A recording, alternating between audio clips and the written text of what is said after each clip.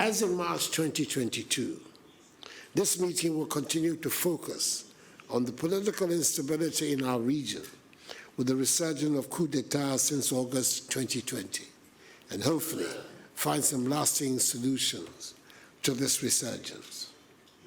In dealing with these unfortunate matters, our objective has always been to find ways to help those countries return to constitutional order.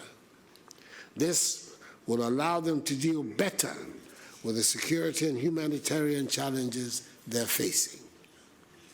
In line with our resolute commitment to upholding democratic government and democratic institutions in the ECOWAS space, as enshrined in our protocol on good governance, we've held several meetings on the unfortunate situations in Mali, Guinea, and Burkina Faso.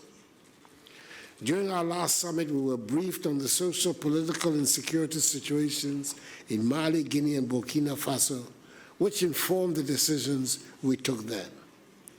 This present summit will re-examine and assess the situation in Mali, Guinea, and Burkina Faso in light of recent developments within the regional and global contexts which affect our countries. I look forward for successful deliberations that will consolidate our joint efforts for the establishment of a peaceful, democratic, and stable West Africa. We're going to stay a bit further on ECOWAS. Dr. Ken Ahosu is International Relations Analyst. Is going to help us dissect this a bit further. Now, good evening, Doc, and thanks for joining us on News 360. Yeah, good evening. Thank you very much for having me on board. Well, Doc, heads of states of ECOWAS have met several times on the same subject of helping these countries return to constitutional rule. Now, they barely finished helping Mali when the coup broke out in Guinea. While they were trying to sort that out then, there was also Burkina Faso. Are things falling apart, or you believe ECOWAS can still hold the center together?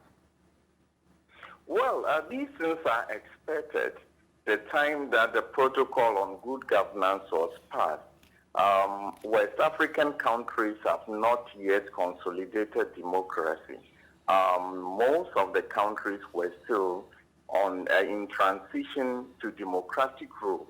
So these things are expected to happen, and especially the West African sub-region, luckily Ghana is exempted, live in very difficult and challenging times whereby it is not only an issue of unconstitutional change of government, but they are threatened by existential threat that is religious militancy, as we see in Burkina Faso and in Mali. Now, from where you sit, would you say there's a particular reason why it is mainly the Francophone countries within ECOWAS that are recording these coups? Well, it will be wrong to say this is something that is common to the Francophone countries, because we have it in Gambia not long ago, and it can happen anywhere.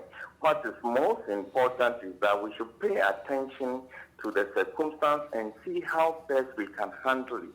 ECOWAS leadership finds itself in a difficult situation because they have a protocol in place which says that when there is coup d'etat, within 3 months there must be a transition. However, Burkina Faso and Mali are arguing that even the terrorist threats that they have and the instability, the weak structures that they have, it is not feasible as to make that transition within the time that is being dictated to them. And this didn't only happen in Burkina Faso and Mali. We can recall that during the civil war in Sierra Leone, there was a similar situation whereby people saw democratic rule as a panacea to the solution, to the crisis. And immediately after election, there was a coup d'etat in Sierra Leone.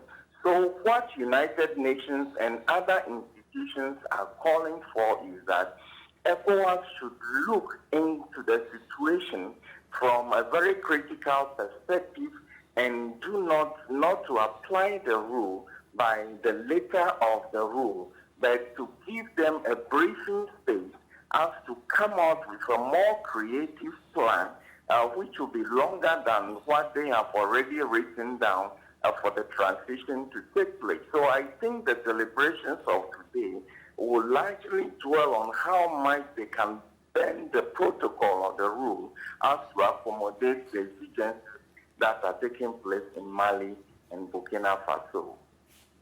But Doug, can you propose any other solutions in addressing this particular problem or challenge? Yeah, my suggestion is that the coup d'etats have been very popular. Domestically, the leaders are popular, and the majority of the citizens of Mali and Burkina Faso have accepted or given legitimacy to these rulers. And what I expect is that there should be a dialogue between the leaders and of the two countries and ECOWAS, to the extent that even if they are to be given a year, they should be given a year so that the transition can be gradual. There can be something that can be enduring, so that there will not be a relapse into crisis when they force a transition to democratic rule on their hands.